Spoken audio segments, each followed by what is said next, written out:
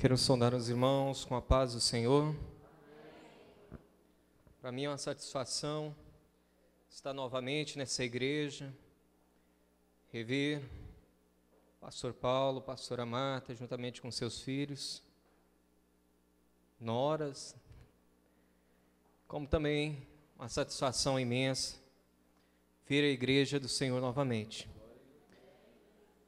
Acredito que são momentos como esse que eu começo a entender um pouco melhor a expressão de alegria do apóstolo Paulo quando escrevia as cartas, que ele sempre demonstrava satisfação em falar às outras igrejas, em rever os irmãos das outras igrejas.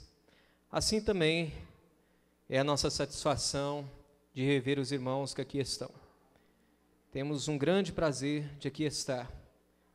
E é tão bom chegar e me sinto em casa, porque nós estamos na casa do nosso Pai, o nosso Deus Todo-Poderoso, o qual nós servimos, o qual nós cremos, o qual nós sabemos que esse Deus é um Deus maravilhoso e um Deus poderoso. Gostaria que os irmãos abrissem as suas Bíblias, Evangelho de João, capítulo de número 4, qual nós estaremos mencionando hoje um trecho bíblico muito conhecido da igreja.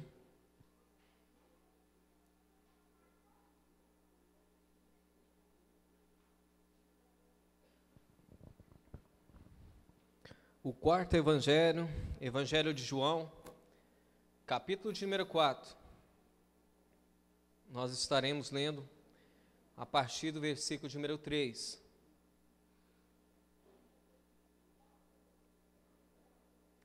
Todos encontraram?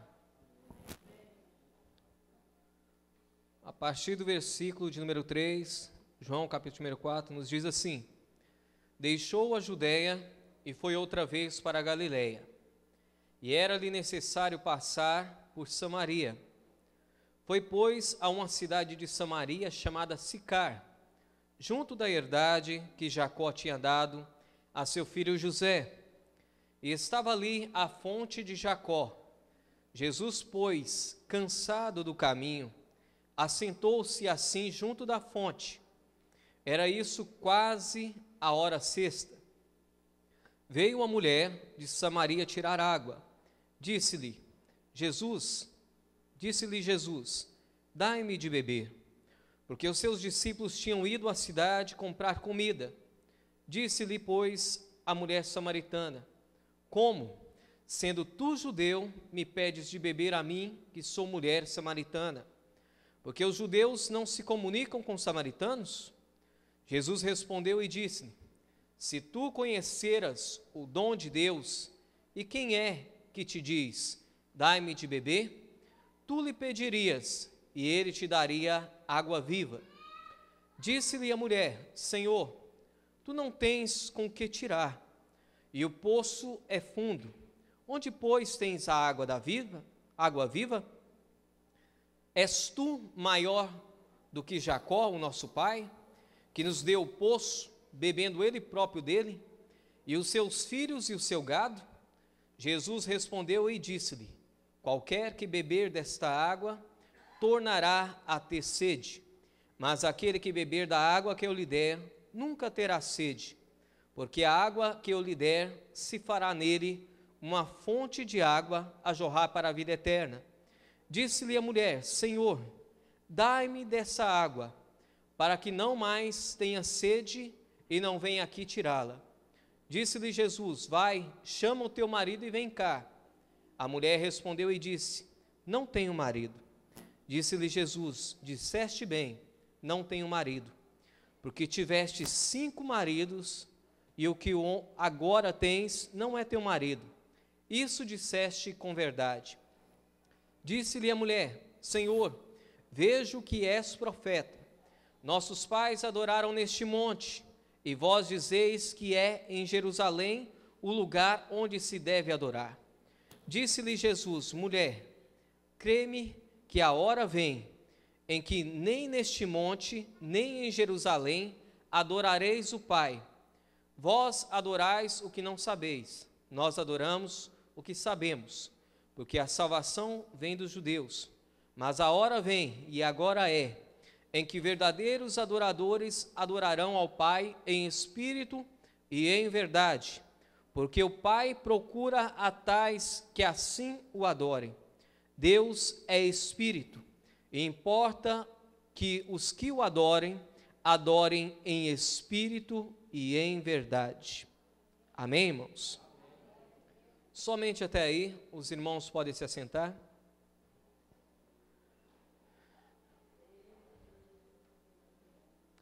É tão interessante a forma como Deus opera.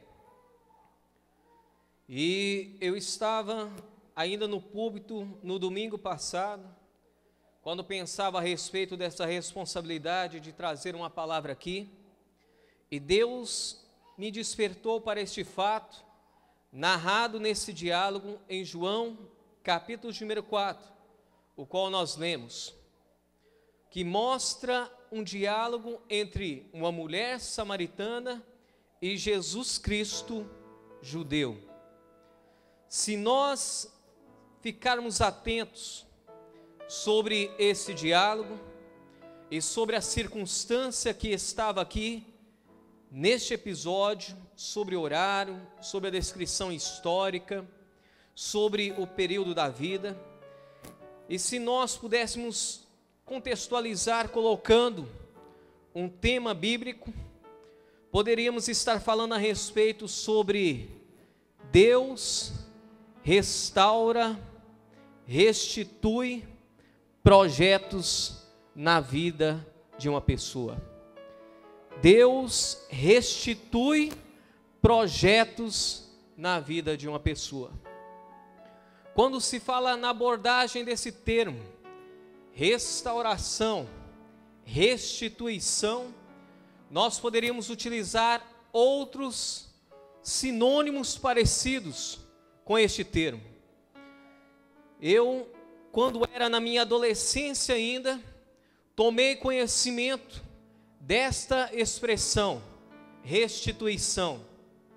O meu pai é um construtor civil, e ele trabalha como mestre de obras, e assim, quando ele ia para o serviço, ele nos levava, ainda quando crianças, e também na nossa adolescência, e era comum ouvir as expressões, construir, restituir, restaurar. Para entrarmos no termo restituição, nós devemos lembrar, e assim, sobre o termo construir. A Bíblia menciona, ainda no livro de Gênesis, capítulo número 1, no versículo de número 27, faz a descrição que Deus, ele tinha um projeto para a criação do ser humano. Era um projeto que foi concedido por Deus de criar o ser humano. E quando Deus constituiu a formação do ser humano, o intuito de Deus era que o ser humano vivesse bem, se portasse de acordo com a vontade de Deus. Deus, quando construiu o ser humano, ele fez um projeto especial traçado para o ser humano. E assim Deus instituiu, criou e formou a vida de Adão. Utiliza-se esse termo, criar, formar o ser humano. Formou-se a vida de um ser humano. E assim, quando Deus projeta a criação do ser humano, a criação de Adão, Deus começa a arquitetar também a criação da mulher, a formação da mulher. O termo criar, o termo construir, significa edificar, tornar realidade aquilo que não existia, construir aquilo que não tinha nenhum tipo de forma. Deus projetou o ser humano e assim o constituiu, o criou e o formou com um projeto especial. Nós vamos ver que a Bíblia Sagrada também menciona, e alguns capítulos depois, sobre a queda do ser humano. E assim, com a sua queda, diante do fato dele ter pego o fruto proibido e ter desagradado aquilo que Deus havia ordenado, a Bíblia menciona que tudo aquilo que Deus havia projetado para o ser humano, aquilo que era ruim, começou a entrar na vida daquilo que Deus havia feito perfeito. Os problemas começaram a surgir, os sentimentos ruins começaram a aflorar. Antigamente o ser humano tinha sentimentos bons, sentimentos de sabedoria, sentimentos de alegria. A Bíblia menciona que os sentimentos que o ser humano tinha quando este estava no Éden era de um sentimento agradável por ali estar, por conviver ali em completa sintonia com o meio ambiente e completa sintonia, acima de tudo, com Deus, o Deus Todo-Poderoso. Mas a aliança foi quebrada, o vínculo que Deus havia instituído para o ser humano de ser perfeito foi rasgado com o pecado, e os sentimentos ruins começaram a entrar. A cobiça apareceu, o sentimento que nós vamos ver de inveja que possuiu a Caim também apareceu.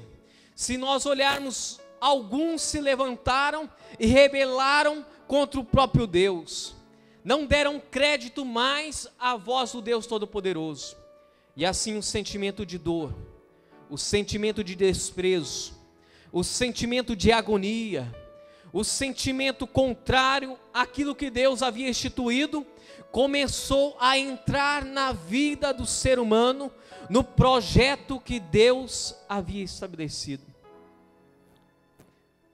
Quando se lê essa passagem bíblica, nós vamos ver uma mulher, que a Bíblia não relata o seu nome, mas relata o status que ela possuía, que fazia com que ela sofresse.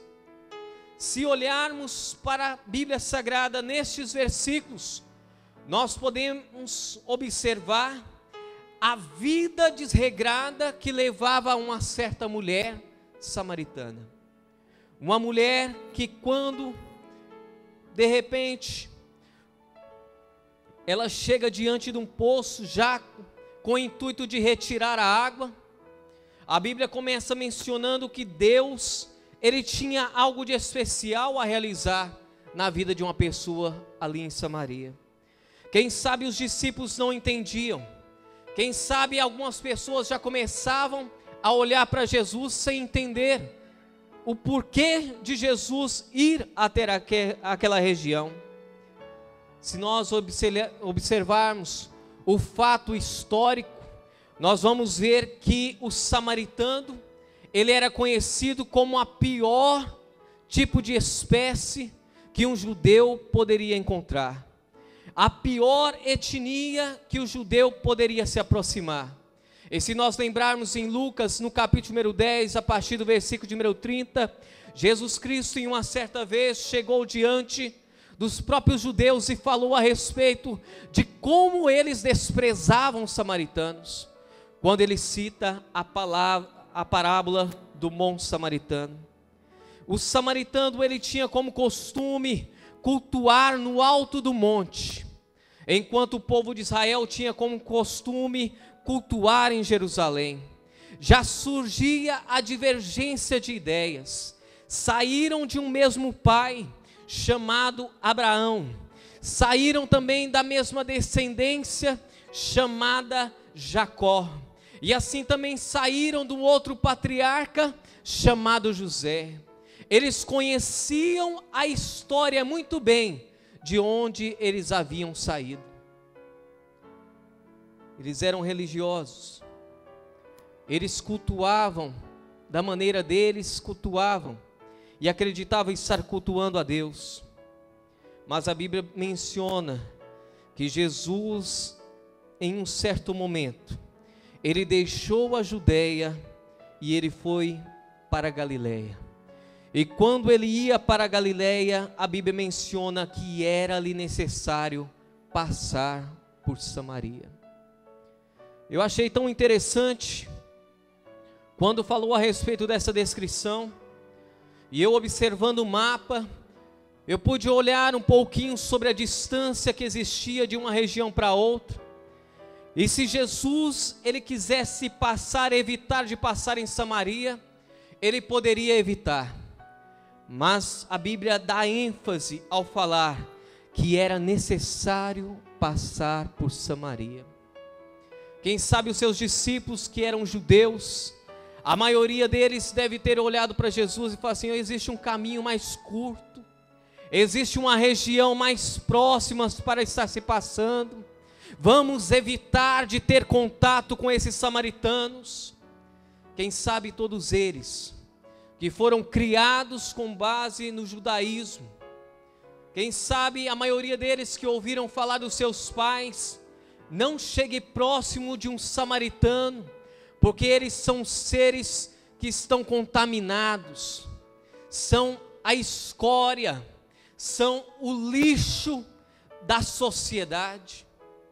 Mas Jesus falou: é necessário passar por Samaria.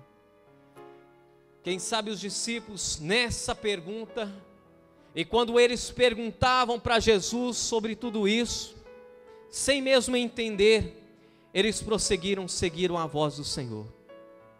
E quando a Bíblia menciona no versículo de número 8, a Bíblia fala que eles estavam numa região chamada Sicar, e ali Jesus, cansado da jornada, cansado por estar passando ali naquela região, quem sabe a jornada foi tão exaustiva naquele momento, o sol era escaldante, porque naquela região o que mais se tem é sol, e ali o sol escaldante, e a Bíblia menciona que Jesus se assentou próximo a um poço, a uma fonte, e quando Jesus está próximo àquela fonte, ele pede para os discípulos irem e comprarem um mantimento.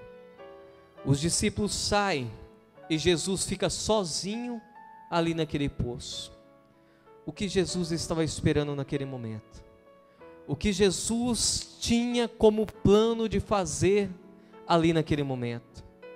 E a Bíblia menciona que exatamente na hora sexta, próximo à hora sexta, uma mulher começa a subir um monte, indo em direção ao poço. A hora sexta significa ao meio-dia, o período mais escaldante, e nós temos por experiência própria do nosso cotidiano, é o período onde o sol parece que está mais intenso, mais forte, e aquela mulher se atreve a ir até aquele poço em busca de água.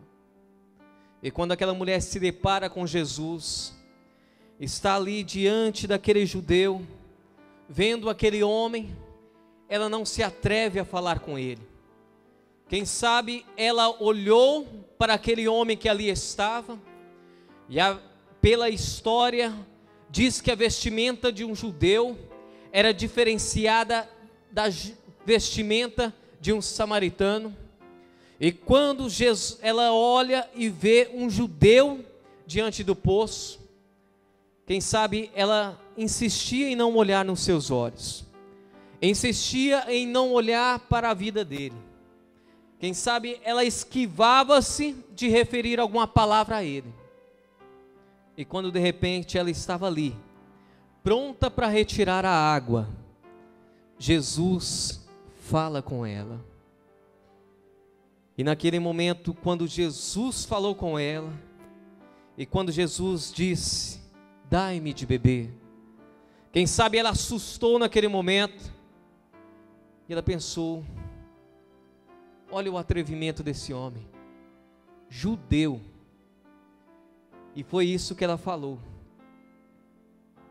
como pode, sendo você judeu, falar comigo que sou mulher? E quando cita-se isso, veja só, ela deve ter falado com amargura, mas Jesus conhecia o projeto na vida dela. Jesus conhecia o projeto que Ele tinha reservado desde o início da criação do ser humano. Deus sabia naquele momento que quando olhava para aquela mulher, Ele sabia que os projetos da vida dela haviam se acabado. O que ela havia construído naquele momento foi através de dor. O que ela havia construído na sua vida foi através de sofrimento. O que ela havia construído na sua vida foi uma vida de preconceito, uma vida de rejeição, uma vida que nenhuma pessoa merecia. E aquela mulher não queria falar isso para aquele judeu. Aquela mulher escondia isso diante de Jesus. Escondia a sua situação, escondia a sua realidade.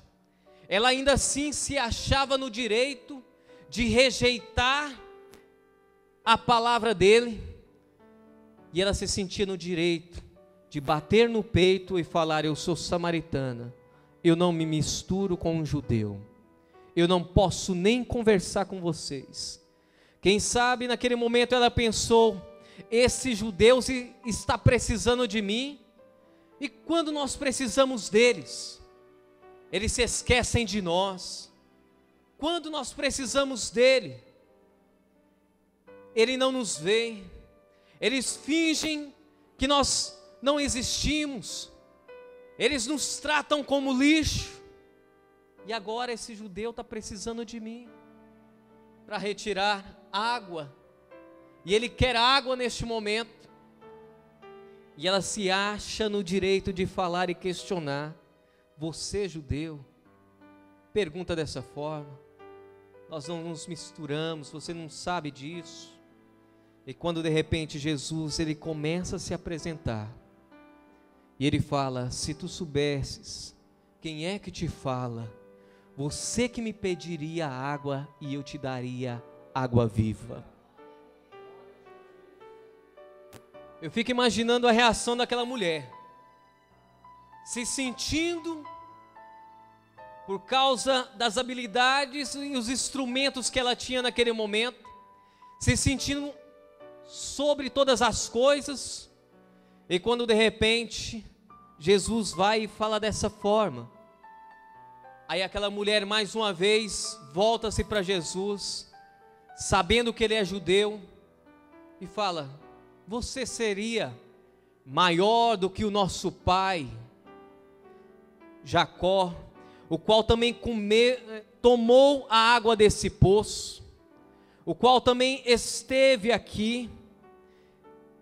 Você seria maior do que ele, do que os profetas?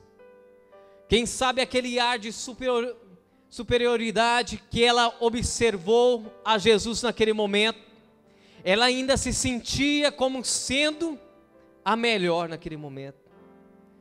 E quando de repente Jesus vem e fala: se tu não tens com que atirar e o poço é fundo, ela fala: se tu tens no que atirar e o poço é fundo, onde pois tens essa água da viva? És tu maior do que Jacó, o nosso pai, que nos deu o poço, bebendo ele próprio dele e os seus filhos o seu gado? E quando de repente Jesus disse: qualquer que beber dessa água tornará a ter sede, mas aquele que beber da água que eu der, nunca mais terá sede, porque essa água pode te fartar neste momento, mas a água que eu dou, você não terá mais sede. Sabe o que significa isso? Eu fico imaginando como essa palavra deve ter mexido com essa mulher.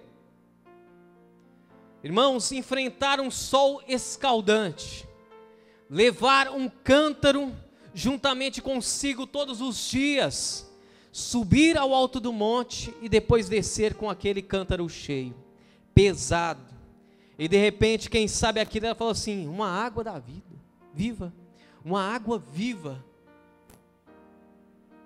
Jesus tinha algo para dar àquela mulher, algo diferenciado, algo que ela nunca havia experimentado na sua vida. E quando Jesus prossegue no seu diálogo, quando Jesus começa a se revelar a ela, quando aquela mulher começa a questionar se ele era maior do que todos, o próprio rei se apresenta: sou eu, o Messias, sou eu a esperança, sou eu aquele que o povo tanto espera, sou eu que quando chego o problema vai embora, sou eu que conheço e esquadrinho os corações de cada ser humano, fui eu que formei o homem, fui eu que formei a mulher, eu sei da sua situação, eu sei dos projetos que você tinha para a sua vida. Jesus, quando se apresentou àquela mulher, ele estava falando: eu estou te trazendo hoje uma nova esperança, aquilo que estava morto, aquilo que era para a morte, eu estou trazendo a vida, a água vida da vida virá sobre a sua vida, você será saciada, o teu problema terá fim, o teu problema vai acabar, a solução chegou, Jesus está aqui descrevendo, o Messias chegou para salvar a sua vida.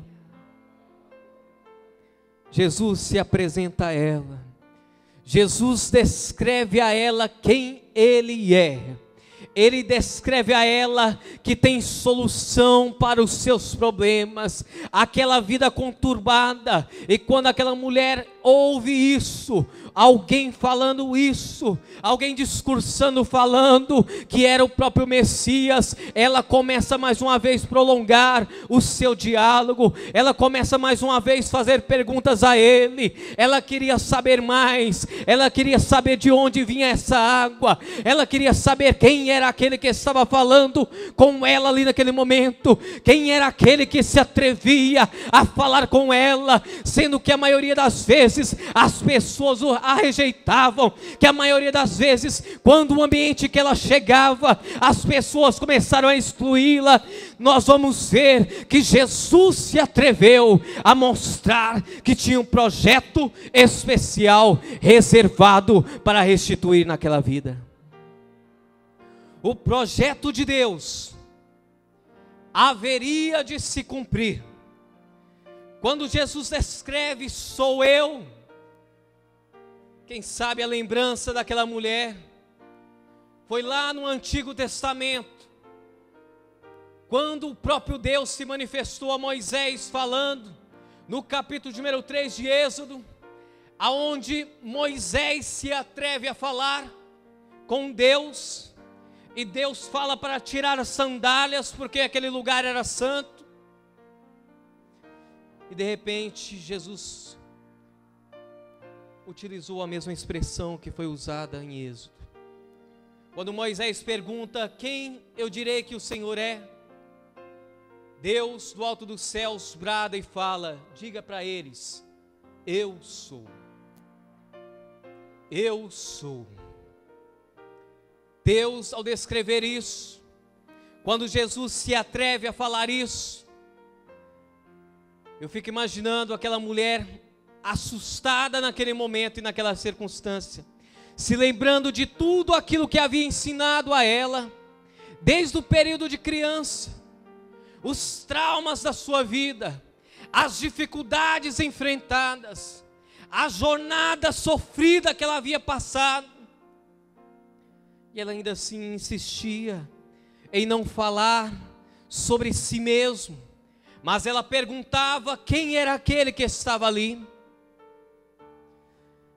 Eu acho tão interessante que não é a primeira vez que é mencionado na Bíblia Sagrada de um encontro que foi próximo a um poço.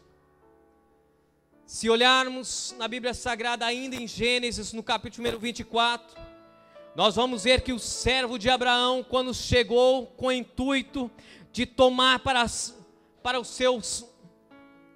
seu líder, Isaac, se encontrou com Rebeca próximo ao poço.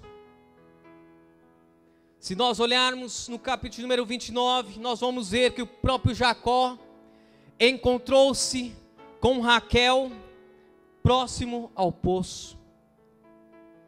E assim, se nós também olharmos a Bíblia Sagrada em Êxodo, no capítulo de número 2, quando faz a descrição de Moisés, encontrou com a sua esposa próximo ao poço. Casamentos, vida familiar, foram constituídas próximo ao poço.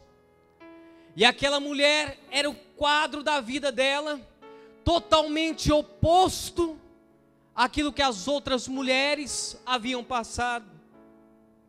E Jesus vai e pergunta para ela e fala: vai, chama o teu marido, traz ele aqui, vamos conversar com ele. E eu fico imaginando aquela mulher abaixando a sua cabeça, desviando o olhar de Jesus naquele momento e falando: eu não tenho marido.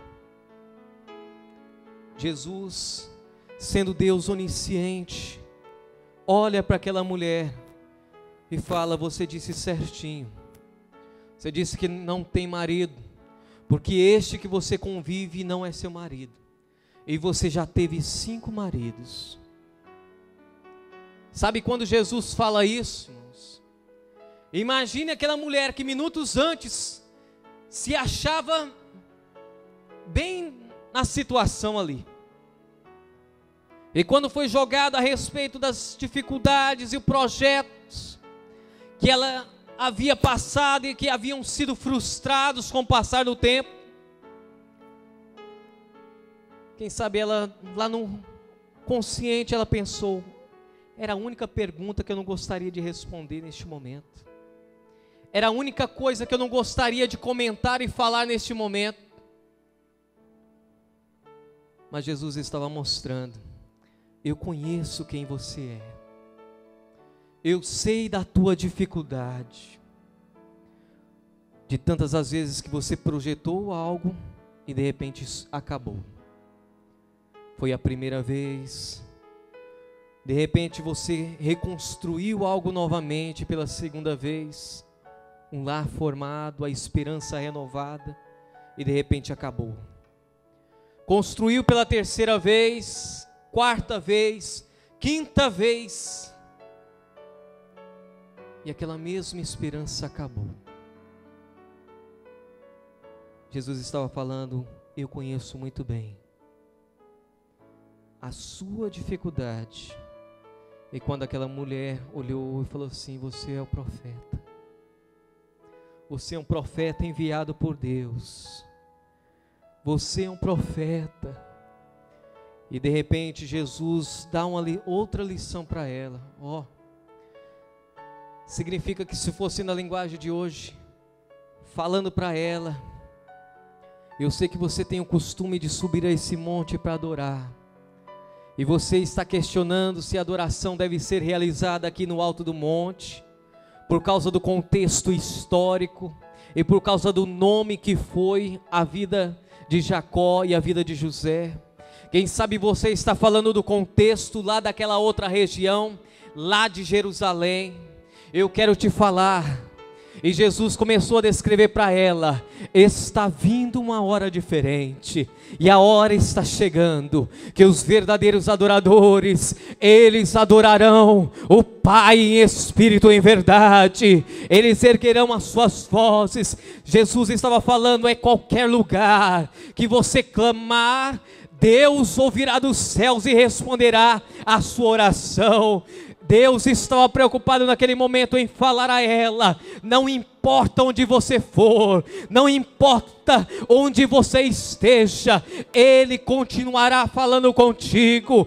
Erga a sua oração, erga o seu clamor, comece a adorar, comece a bendizer, e a resposta virá de Deus. Não importa o lugar, não importa a circunstância, não importa o problema que tente impedir a sua adoração, mas os verdadeiros adoradores, eles irão se erguer. Jesus estava falando: eu vou restituir, eu vou erguer novamente, eu vou levantar, eu vou estruturar, eu vou conceder a estes a reestruturação das suas vidas. E é hoje o dia, é hoje a hora, é hoje o momento. Se você veio hoje aqui com este intuito de adorar este Deus, Deus quer te falar: Ele tem projeto para a tua vida, Ele tem projeto para a tua casa, Ele tem projeto para a tua família, e você será alcançado.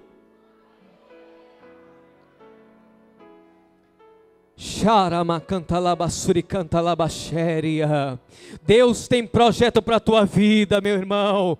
Deus tem projeto para você. Por mais que você se ache falho, por mais que você se ache pequeno, como foi mencionado aqui nesta noite no Salmo de número 51, a Bíblia menciona que aquele que tem um coração quebrantado e contrito, Deus não irá desprezar. E ainda que o seu coração seja ruim, ainda no Salmo de número 51, o próprio salmista ele fala: cria em mim, ó Deus, um coração puro e guia-me por um espírito reto.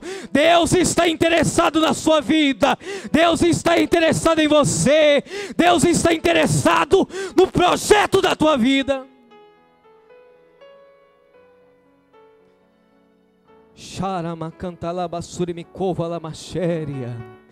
Deus tem projeto para você, minha irmã. Deus tem projeto para você, meu irmão. E aquilo que Deus reservou para você hoje nessa noite é aquilo que Ele reservou para aquela mulher samaritana. Chegou com os problemas, mas saiu curada e renovada espiritualmente. Chegou ali com as suas dificuldades e as suas debilidades, os seus complexos, mas saiu ali com cabeça erguida, sabendo que o seu plano, que Deus havia estabelecido, algo precioso para ela. Ela se atreveu a lançar mão o cântaro, lançou por outro lado, e quem sabe ela pensou: eu não quero saber mais dessa vida, eu vou deixar para trás essa situação de miséria, essa situação que tem roubado a minha vida, porque Deus tem projeto para mim, porque Deus tem projeto para minha casa, porque Deus tem projeto firmado por Ele comigo. Deus tem projeto para você, meu irmão. Deus tem projeto para esse ano de 2013 na sua vida.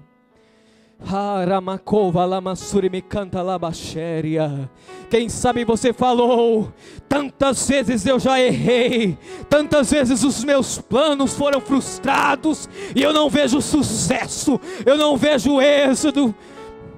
Deus está te falando: ainda tem solução para a tua vida. O plano não acabou. O plano de Deus para a tua vida está hoje sendo restituído para você. Deus está restituindo, Deus está restituindo, Deus está restituindo aquilo que você falou que não conseguiria. Deus está falando para você: eu estou aqui, você vai conseguir sim. Aqueles planos que você falou são demasiadamente grandes demais para serem alcançados por um pobre como eu, por alguém, pessoa falha como eu. Deus está falando para você: é você mesmo, é a sua vida mesmo que Ele tem compromisso, é você mesmo que Ele escolheu, é a sua vida mesmo, é você mesmo que Ele quer usar, é você mesmo que Ele quer derramar as suas bênçãos. Se coloque de pé agora neste momento.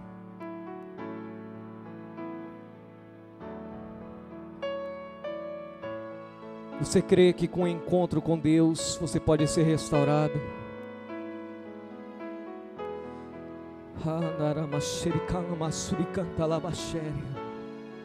Eu, quando eu cheguei, dobrei os meus joelhos aqui. Ainda na minha casa, eu não sabia como poderia finalizar. E eu pensava sobre isso. Deus, o que o Senhor quer que eu fale para os seus servos?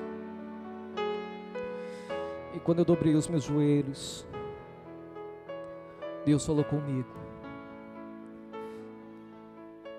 a minha presença será derramada.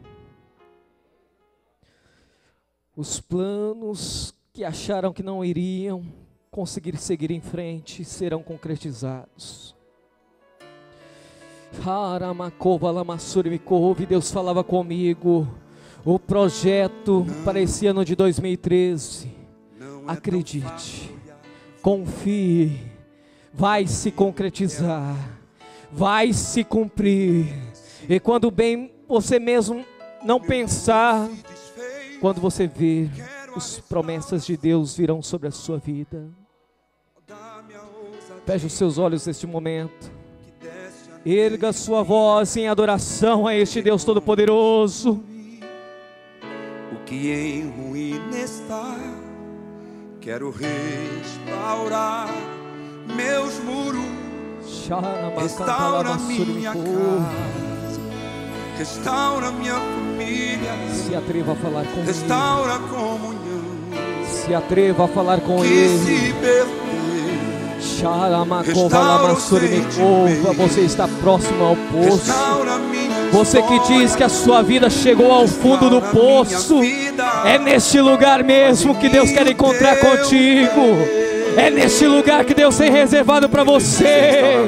É o seu momento, é a sua hora. Chegou a hora da tua bênção. Não é tão fácil olhar e ver tudo aquilo que era honra. Se atreva a falar com Ele. Se tornou. Pergunte o que Ele quer da sua vida. Meu muro se desfez. Abra a porta Quero do seu coração, deixa Ele entrar. Dá-me a ousadia que deste a Neemias de reconstruir o que em ruína está. Restaura. Quero restaurar meus muros, restaura minha casa, restaura minha família. Fala pra Ele, profetiza sobre a vida dele. Fala, Deus é contigo. Restaura os sentimentos, restaura minha história, restaura minha vida.